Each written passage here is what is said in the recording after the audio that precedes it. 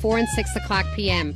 Hey, if you're thinking about it, we're talking about it. We're listening to what's happening in our community, and we want to hear from you as well. We talk politics, science, and the arts. We consult with experts, and we want your opinion. So join us every weekday. I'm Lisa Wexler right here at 1490 WGCH and WGCH.com anywhere. And now, back to the Debbie Nigro Show.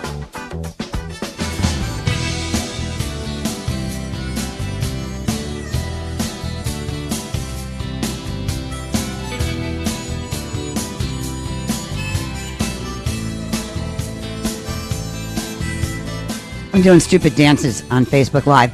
What's going on there, everybody? Hi, everybody on AM 1490 WGCH here in Greenwich, too. I'm always happy to be sitting in the studio. I love it here. I really do. I love Bobby Small.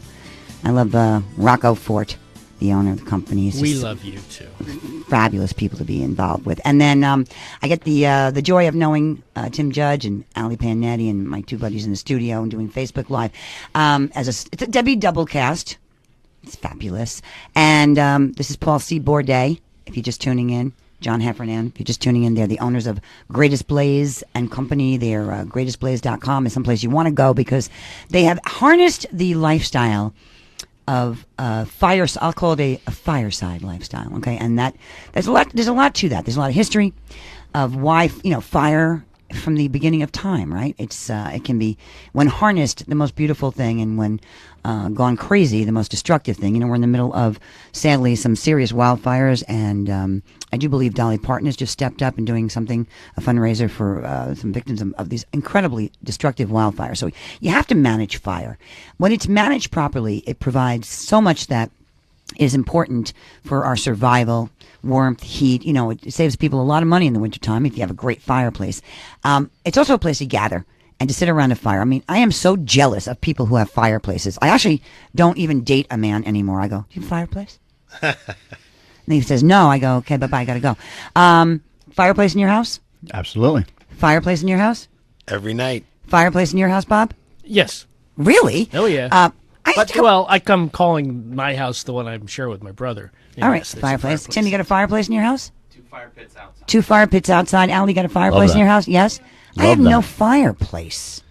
Really? I got to move, or I've got to hook up. No, we'll get you a fire pit.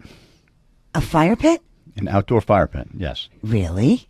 All right, I'm scared. So anybody out there, Allie, look at Facebook Live, because I'm really ridiculous. I can't like chew gum and walk at the same time. I'm trying to figure out how to interact with my Facebook Live audience while I'm also talking on the radio. I'm just not that bright.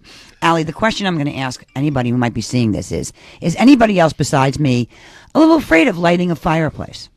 Doesn't know how to do it, or they've got a fireplace where they haven't cleaned the flue.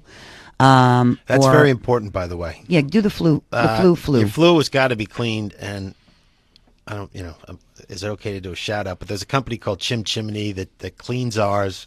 They're busy all the time because everybody needs it, and it's dangerous to have a dirty flue. So if you have fires, get it clean. And if you're burning bad firewood, that means more smoke and creosote is building up, and you don't even know it. So get that cleaned. And that's what's it cost to clean a chimney? It's probably about $150, I think. No, although if it depends, they always find something. You're missing half your roof. We'll take care of that one. Yeah, you're missing half your roof when it's all over with. So your flue is clean, but you have no money left for firewood. All right, okay. Pay to be safe. All right, right, safe. All right, so lighting a fire. There you are. We're in the living room together, and you're going to do what? What's the first thing we're going to do? We're going to put the wood in the fireplace. Good start. The flue is clean. Right. Well, just what John said. We're going to start, and we're going to stack the wood a little bit. We're going to put a couple pieces of How do you stack? You have a perfect stacking system? We do. Jack, you have a visual? Can we put it John online actually for just somebody? did a video of how to make the perfect fire. I like to take 2 smaller pieces. Do it right there. Stack a fire. How much time we got? We got time to stack? Of course. Okay. Of course we do. Move all your technology. I'll do a mini one. Do a mini stackaroo. With this. All right. Because what the heck? This is showing. This is Facebook Live, right? We're going to show people. All right. This is how you stack a fire. So we take 2 pieces like that, and then move that so everybody. And then our fat wood would be in the middle. I thought that was fat wood. Well, I'm pretending it's real logs. It's skinny fat wood. And then they brought an imposter to the studio. Skinny fat wood. Okay, I like to take a couple more like this. You cross them. Really? Right?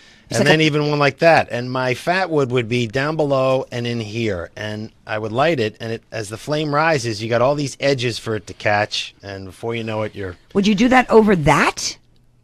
Yep. Okay, pick your stuff up. That looked like an apple pie, lattice pie. That's all I can relate to. Give me a piece of wood. Seriously, we're learning how to light Use a your fire. knife, Paulie. All right, hold on. It's okay.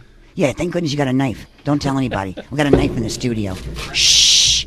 Okay. Mo says, "Don't be a baby and get a fire pit." Oh, Mo, I love you. Yeah, she's a big lighter, a fire lighter. She's like a guy girl. She knows how to do everything. I'm a guy girl for like business, but when it comes to like household stuff, I'm a baby girl. I'm horrible. Although I'm really good at dealing with wild animals. I have I passed the trapper course, yes, because everything that lived that shouldn't have been in my house last year came to live with me. And after screaming for like 3 months, I just screamed really loud. I figured that I could deal with that at the final moment. Now All right, we're ready over here. Okay, we're ready. So now you're going to light a fire. So we're going to pretend the wood is sitting on a grate, right? So I got to put my one piece of wood one piece of fat wood there. Okay. And then the grate, I'd go underneath with this one and light it underneath, right? And I put this log here. Then that flame starts rising and catches all those internal edges. Right. And then you put one in here just to be a show off, and the flame is dancing around all the A wood. dancing flame. And you're on your High second five, glass baby. of wine by the time it's Ah, cranking. that's great. Thank you for that. That was great. So you drink wine. Sometimes the fire, not sometimes, often the fire makes you feel romantic, even if you weren't before you lit the sucker. So if you're a couple and you're romantic, you might want to find this moment to maybe teach each other how to light the fire and sit back with a glass of wine. I want to take you back in history to romance and the Indians and the pinyon wood. Go, Paul. Tell the story of what that means when the pinyon wood is burning in the teepee. Go, tell a story. Okay, well, the Navajo Indians have been using this for a long time, and there's a kind of a spiritual, romantic element to it. And legend has it that in the early tribes, when a young couple was getting married, their first night in the teepee, they'd burn pinyon wood, and the entire tribe knew that it was their first night. So, Stop it. If I ever see No bugs. no bugs, that's good. Very good, actually. So, could we assume that if someone's burning pinyon wood here, they might be fooling around? They might be trying. They might be Really? trying. Lobbying. But then, you know what? Unsuccessfully. You just said, It's an aphrodisiac. is it an aphrodisiac? it absolutely is. Really? Yep. Yeah. Gets guys ready. You guys look better after smelling this. Wow. Much more attractive. No, I'm kidding. But really, this is amazing. Very aromatic. It's even more aromatic when you burn it. by I'm the way. really mad about one thing, though, because I got all excited thinking you could have this smell be in your house, this beautiful pinyon wood smell. And you're saying don't burn it in the house because the smell goes out through the flue. You can. It's not against the law. No. But why can't you smell it in your own fireplace? Well, because the flue is just. Sometimes they're pulling so hard you don't even smell any smoke. Where some houses, someone's complaining, "Oh, I'm allergic to smoke," and they just have probably a dirty chimney and it's not open all the way, or they're burning wet wood, so there's too much smoke. You would get hints of it for sure.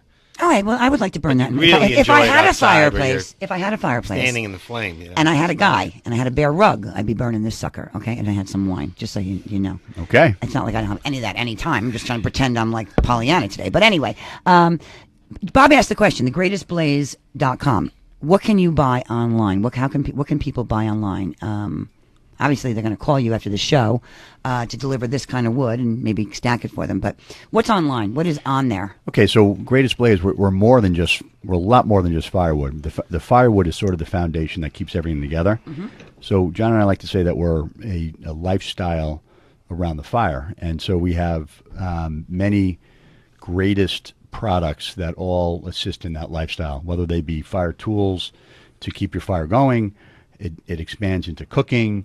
We refer to ourselves as people who burn wood as blazers. We're big dog people, and we refer to our dogs as four-legged blazers. And so everything, whether it be apparel, hats, gear, tools, it goes on and on. And one quick point I want to make, the word authority to us is really important because we've got a big job to convince people that every time we bring something new to the market, that it is the greatest, and we want to become the authority for that reason. You agree with him? I do. Are you good partners? We are. What do you do great that he does terrible? I think I'm more the kind of a visionary, a little, if a butterfly's flying around outside, I'm eyeing it, and he's focused on the computer. But we do work well together. We learned that. Balance of talents, right? Our charity Absolutely. work. You got a couple of gals working for you too, I heard. We do. Well, we have another partner, Kathleen Long. Hi, Kathleen, if you're watching. Kathleen, how are you? She's the smart one in the group. I don't want to say nothing, but I was hoping you had a little estrogen in there, because if you're going to burn some fires, you need some estrogen, We It's do. already hot, but I want to just talk about the fireside stories. What happens when people sit around a fire in your family and in your family, kids and adults? What is the essence of what goes on there? I think that's the kind of where we're getting to here with why you'd care about everything we're talking about Let me today. start with that, because Good question. I have one literally every night, and the fire, like the ocean, I think it has a calming sense about it. You just looking at it helps me relax and forget about everything for a little bit. And that's important. You get, after a long day, my wife and I, we look forward to that first glass after the mayhem, and I just go into a, calm state. Yeah, mayhem. Every day is mayhem.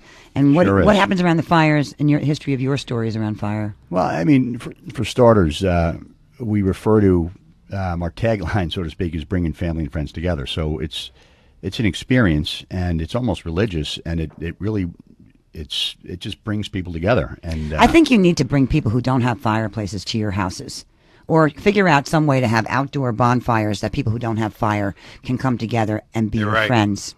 yeah, Right. yeah. Because you can cook on wood, great firewood. You can cook on it and get flavors you never experienced. The smell of that. I got one S'mores. neurotic question. You ready? Yeah. I love my neurotic questions. How do you make sure the fire's out before you go to sleep?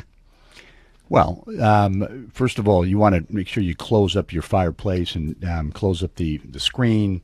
Maybe there's doors. You can close the doors. Maybe separate the wood a little bit, and be very conscious that it's simmering down. You know what I would do, right? I would be at a big pot of water. I'd be like, just to double make sure. That's why I don't deserve to have a fireplace. How do you put your fire out? Well, this stuff is so good. By the time I'm ready for bed. It's usually down to the coals, anyways. But you push everything to the back. You don't load it up and then go upstairs. But as Paul said, close the screen, close the glass, and that's it. Good firewood will just burn away. One last question. There was a thing you were going to bring today and you didn't bring, called a blowpoke. Correct. And the blowpoke, from what I understand, has great history. Goes back to the Indians again. The Indians were the original, famous fire people. I mean, they had it down. But there was a very long tool that somehow you'd blow in, and also it was stoke and blow and stoke. What's that about? Okay, so blowpoke, as John will say, is the most essential tool around a fire. It's a long brass piece, about 3.5 feet long.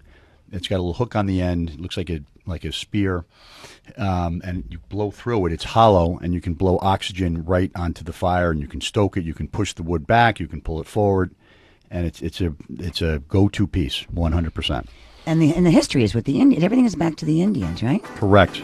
I love this show today. I love that you brought the firewood. I love that we showed everybody how to stack it, how to buy it, educated everybody, encouraged everybody to, cut it out and get home and get your fireplace going. I grew up in a house, Italians, we never really lit that fireplace too much, but when it finally got lit, it was so joyful. And, one last thing. Don't sit with your back to the fireplace too close, especially if you're not wearing any good fabric. A little situation comes up every once in a while. Not that I would know, but a little situation comes up once in a while. Remind me to tell you, and I'll tell you real quick when I come back what happened when I was walking in the walkathon. Oh my gosh, I'm just remembering with the fire and the jacket that went on. Oh boy. That little story. Come on back. Well, we'll wrap up the show with the greatest plays, guys, right after this.